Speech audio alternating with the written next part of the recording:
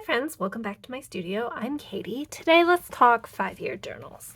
So what's prompting this video in particular now is that Sterling Ink has announced that they are releasing 5-year journals in October. And I just wanted to hop on and talk a little bit about mine in case that helps anyone think about theirs, decide if they want to get one or not.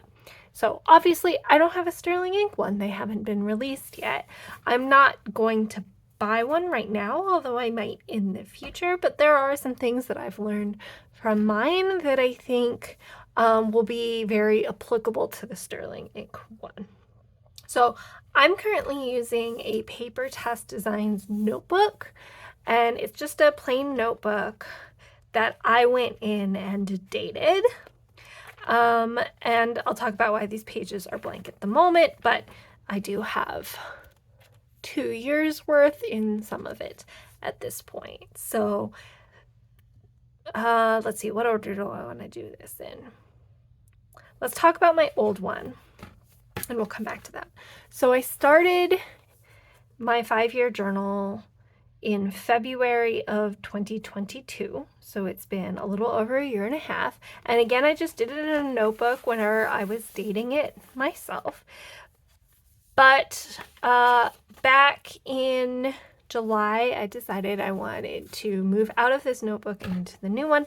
And the reason is twofold. One, in the time between when I started it in February and in April, so like 2 months later, I picked up fountain pens as a hobby, and this is not fountain pen friendly paper, and that was starting to get on my nerves after a year and a half.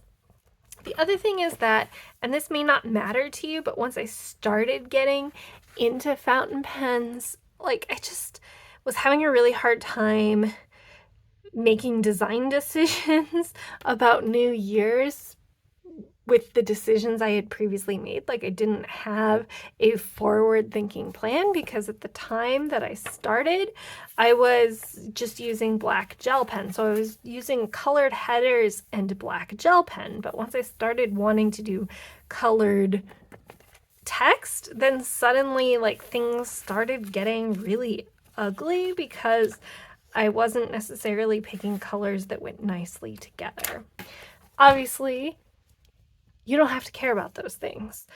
But because it wasn't fountain pen friendly anyway, I knew I wanted to switch because I was not eager. I mean, 5 years is a long time. I was thinking that I still had 3.5 years to go and my fountain pen hobby isn't going anywhere, you know? So like I felt bleak about another 3.5 years. I knew I wanted to switch, and once I decided I wanted to switch, it seemed reasonable to do it sooner rather than later. But let's talk about this right now. This is actually only half. It was a 2-book thing. Again, they were just notebooks, and I went through and just like dated it myself for every page, and that is what I've done in this PaperTess Studio as well. If you buy the Sterling Ink one, you won't have to do that. It does come predated, but you can just use a notebook. You know, it works. And I like that it doesn't have any like demarcations on the years. The Sterling Ink one does, although in general her stuff is pretty faint, but I really enjoy being able to write different amounts, different days, like look at this, and not worrying about any lines. But of course, they're easy to ignore. The other thing, so for example, on this day, I had a lot to write. I'm not going to get 5 years in here, but I bought this PaperTess Designs book that has 400 pages. The Sterling Ink one has 520. So that's significantly more than the 366 you might need. And I actually really like that about both of these solutions, because unlike my book, which only had just the right number of pages, and even then I actually had to tip in one at the end. Yeah, here, this one's tipped in. You will find that there are days every year that you are going to want to write more. Things like birthdays, things like anniversaries, things like holidays. You know, they happen on the same day every year, depending on the kind of holiday.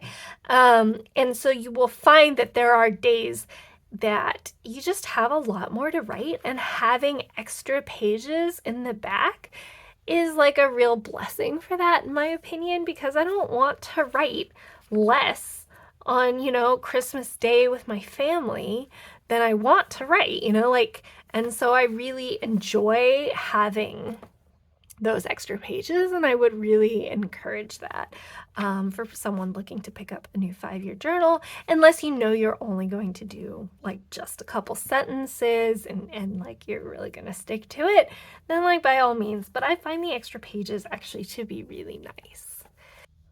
Both the PaperTess and the Sterling ink use Sans and Tomoe River paper, which is great for fountain pens, so that has totally solved that problem.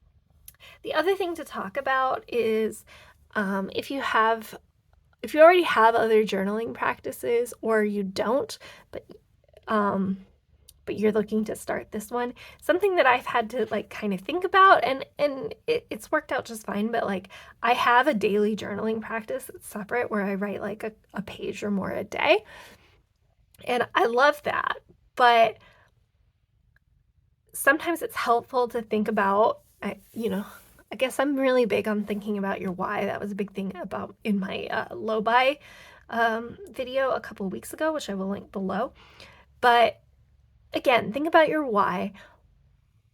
You're going to be rereading previous entries, in subsequent years. And so while I can write that I did laundry today or whatever, and that's fine. I think there are days where that's really all there is to write. I do try to focus on writing things I'm going to want to look back on. So that could be world events, although I don't personally do too much of that, but those things can definitely change from year to year. Big picture things at work. I'm working on this project. It feels like it's never going to end. But, a year from now it might be over, or even if it's not, 5 years from now it might be over. And then you can think, oh yeah, remember when I used to work on that and I thought it was never going to end, and I haven't thought about it in 3 years or whatever. So I enjoy that. But the biggest thing that I try to focus on is like family and friendship memories, because when I think about what I'm going to want to look back on, not just for the 5 years that I'm working in this particular book, but in future years, 10 years from now, when I'm not using this book anymore, but I want to look back on things, like that is what I'm going to want to see, is the memories with my friends and family and the people who matter a lot to me. My husband lost his father very suddenly last fall, and I've just really been spending a lot of time thinking about the fact that, death is going to happen. Not to bring us down here, but like at some point I won't have my parents around, and I want to remember the like silly day-to-day things. Like I don't expect that I will forget, the big moments in life that I've spent with my parents, but I think I'm also going to want to look back on the little things that were just like so endemically them, but that like you don't necessarily think about. And I think that's even more true if you have kids, where it's really easy to forget some small moments, and that like really might bring you a lot of joy when your stage of life changes, hopefully for happier reasons. So I encourage you to think about what you will want to look back on and to try and focus on that. But like, I think there's also value in looking back on just some day-to-day life. Your day-to-day life will change. And so there's just a lot of flexibility here, but I find it to be just like a really joyful practice, especially once you make it through the first year.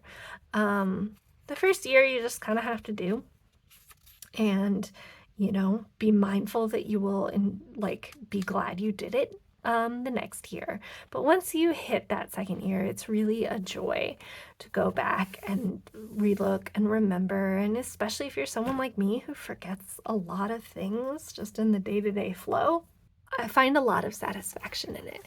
So I'd highly recommend that you, if it interests you at all, if you start a 5-year journal.